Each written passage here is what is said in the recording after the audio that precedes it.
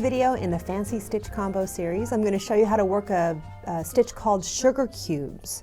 And this video is sponsored by Lion Brand, which gives me a chance to show some of the yarns from their LB collection, a line of yarns that I know many people haven't heard of. It's a luxury line of yarns available on the Lion Brand website.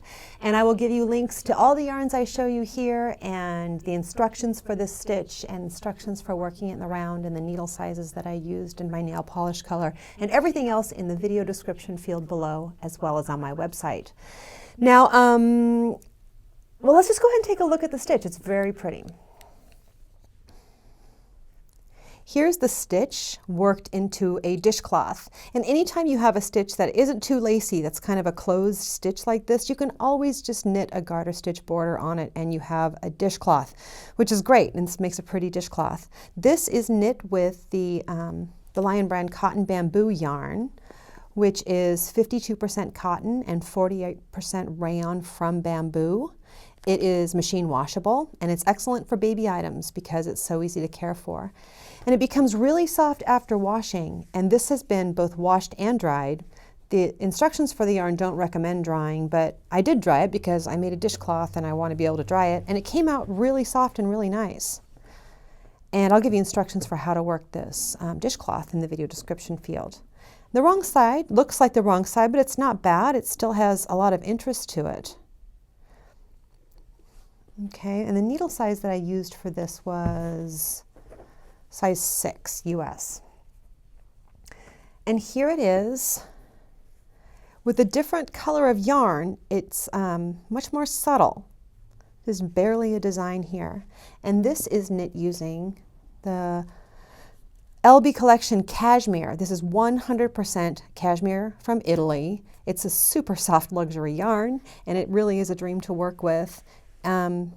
There are 16 different colors you can see on the Lion Brand website, and it gives beautiful stitch definition. And I think the stitch definition in this is really nice, but I think it's the color that's making this design look so subtle. If I used a lighter color, I think the sugar cubes would actually stand out more. And here it is in, not that it matters much, here it is in the Superwash Merino. The LB Collection Superwash Merino, 100% Superwash Merino. It's 100% wool, but easy to care for because it's superwash in a DK light worsted weight, and there are 26 colors that this comes in. And there's my nail polish. I can't get over how much that matches. It wasn't on purpose. And here it is in the Superwash Merino. This yarn happens to have a lot of give to it, which means this swatch has a lot of give to it, even though this stitch doesn't have normally a lot of give to it.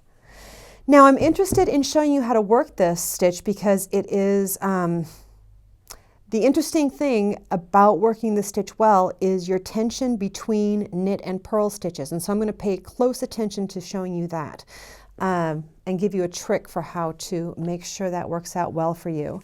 I also have this printed out so we can follow this. Since there are 8 rows in this, I recommend that you use a row counter to keep track of where you are. And oh, that's it. Just use a row counter. I already have a little bit going here. I'm going to start with row 1, which is just knitting across. I'm using this beautiful cashmere, for example, for a sample here. And this is just a knit and purl stitch. There's nothing fancy except knits and purls. And if you are still learning the basics, I'll give you a link here to my basics videos, which will show you how to do things like knitting and purling. Now row 2, we have P6, K2, which means purl 6, knit 2, and we repeat from the asterisks through to the end of the row.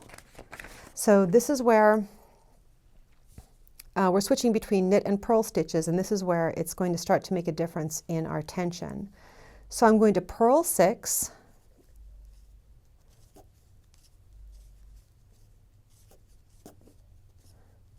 and knit 2. So I pull the yarn forward between the two needles, and I can give it a little tug to help eliminate the drag of yarn between the knit and purl stitches, and knit 2, and now I'm going back to purling 6 again. So I pull the yarn forward, and I think you'll notice that you'll end up with the most drag switching from knit to purl. Not the other way around, but switching from knit to purl, and that's where we want to pay the closest attention. So I just finished knitting, I yarn forward to purl. This is what I do. I purl the first one, and you see the gap between those two stitches. It's because the drag of yarn between those two stitches is longer than any of the other stitches in the row so far. So I work that stitch, and usually what I'll do is I'll pull the yarn back again and tug and get that stitch in line with the rest of them. Just the first one after switching from knit to purl. So there's 2, 3, 4, 5, 6. I'm going to go back to knitting. So I pull the yarn back between the two needles, knit 1, and I can kind of tug that, knit 2, and now I'm going to go back to purling. So I pull the yarn forward between the two needles, purl 1, and we've got a lot of drag there. So I pull the yarn back between the two needles and tug. And the reason I pull it back is because my finger's back here already. Just makes it easier. You don't have to pull it back. And then purl 6. And I'm going to end with knitting 2. Okay. Now row 3 is the only other one that I really have to show you how to work. I want to explain to you how to work. Because row 3, the instructions are K the knit stitches and P the purl stitches, which means knit them as you see them, K the K and P the Ps. You'll see that this written different ways in different patterns. Because we ended with 2 knit stitches over here on this side, we start with 2 purl stitches on this side. So really, I mean, you can easily figure out that it's purl 2, knit 6, purl 2, knit 6. But I'll show you exactly how to identify this because it shows up in patterns, or you might lose count and put your knitting down and you want to be able to tell what is what. So this is a chance for me to actually help you identify the difference between knit and purl stitches. This whole side of stitches is all knit. And there's the stitch on the needle. We're looking at this right here, and we have a V, and that means that that is a knit stitch. So if I was knitting the knits and purling the purls, I would knit, knit, knit, knit. These are all knit. I just told you that, and now I'm going through each one. Now a purl stitch, to be able to identify it, it looks like it has a scarf around its neck. If this is like the face of the purl stitch, this is a scarf tight around its neck. And these are purl stitches. So if I come up to a stitch, it looks just like that, and I'm knitting the knits and purling the purls, I'm going to purl this stitch. And back to our work here, you see these stitches have little scarves around their necks, and these stitches are V's. It was much easier to see on the big sample.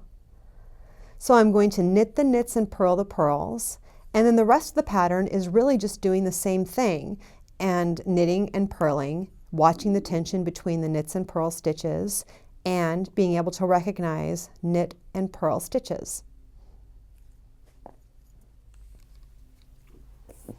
Anyway, I hope that helps you get through the sugar cube stitch. One of the reasons I was excited to show this is because this stitch is an example of helping keep good tension between knit and purl stitches, as well as being able to recognize knits from purls when you're told to knit the knits and purl the purls. Anyway, I hope that helps. Good luck.